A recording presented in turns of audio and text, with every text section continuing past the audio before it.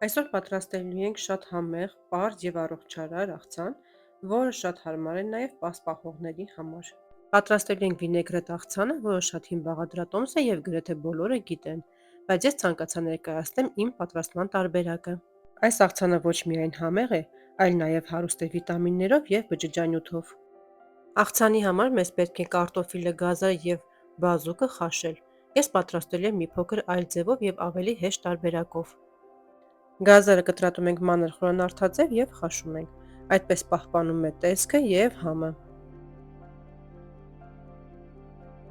Նույն կերպ անում ենք նաև կարտոֆիլը։ Այսպես բանջարեղենը ավելի լավ է պահպանվում և աղցանի մեջ չի փխլվում։ Իսկ երբ խաշում ենք, հետո ենք կտրատում, այդպես փխլվում է և կորցնում է իր տեսքը։ Կտրատելուց հետո կարտոֆիլը նորից լվանում եմ, որպեսզի ավելորդ օստան դուրս գա։ Բազուկը չենք մաքրում, հենց այդպես կլեպով խաշում ենք։ Կարտոֆիլը և գազարը եփում ենք մինչև պատրաստ լինելը։ Ստուգում ենք և վերցնում կրակի վրայից։ Չենք թողնում շատ փափկի, որպեսզի պահպանի իր տեսքը։ Ցանկալի է վերցնելուց հետո ցողել սառը ջրով և թողնել ամբողջությամբ քամվի։ Այդպես կկանխենք նաև ավելորդ եփվելուց։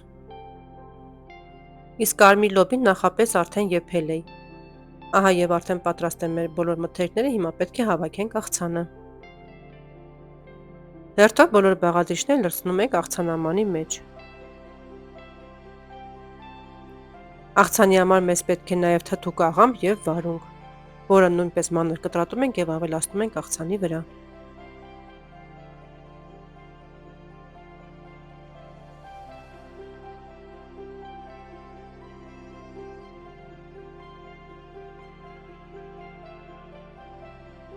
Մանր խորանարդաձև կտրատում ենք նաև բազուկը,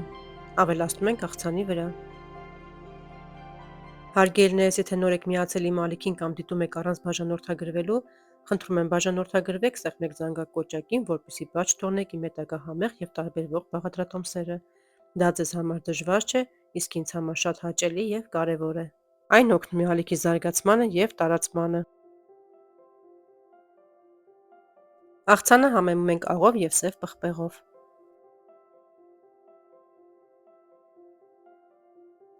Սոխը նույնպես կտրատում ենք մանր խորանարդաձև և պատրաստում ենք սոխեռած։ Կարող եք նաև հենց այդպես ավելացնել աղցանի վրա, որից հետո լցնել բուսայուղը։ Ես պատրաստելու եմ սոխեռածով։ Սոխեռած պատրաստելու գործընթացը չեմ նկարահանել,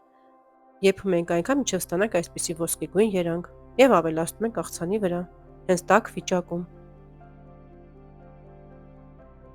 Աղցանը լավ խառնում ենք, որից հետո ավելացնում ենք մաղադանուսը և կանաչ սոխը։ Կարող եք նաև ձեր նախընտրած կանաչիները ավելացնել։ Պարզ և մատչելի բաղադրիչներից ստանում ենք անչափ համեղ, գունեղ և վիտամիններով հարուստ աղցան, որը շատ հարմար է պատրաստել թե առօրյայում և թե տոնական օրերի ժամանակ։ Հատկապես հարմար է պասպահողների համար։ Հետաքրքիր է դուք ինչպես եք պատրաստում վինեգրետը։ Մեկնաբանության բաժնում կարող եք գրել նաև ձեր տարբերակը։ Թողնում ենք աղցանը մի փոքր հանգստանա, որպեսզի բազուկը հասցնի տա իր գեղեցիկ գույնը աղցանին, որից հետո կարող ենք մատուցել կամ պահել սառնարանում։ Ահա տեսեք, թե ինչքան լավ են պահպանվել հատիկները և ոչ մեկը չի փխլվել։ Այս տարբերակով շատ հարմար է պատրաստելը։ Եթե դեռ չեք փորձել այսպես, ապա անպայման փորձեք և գրեք ձեր կարծիքը։ Այսօր էլ այսքանն էի պատրաստել ձեզ համար։ Առայժմ կհանդիպենք։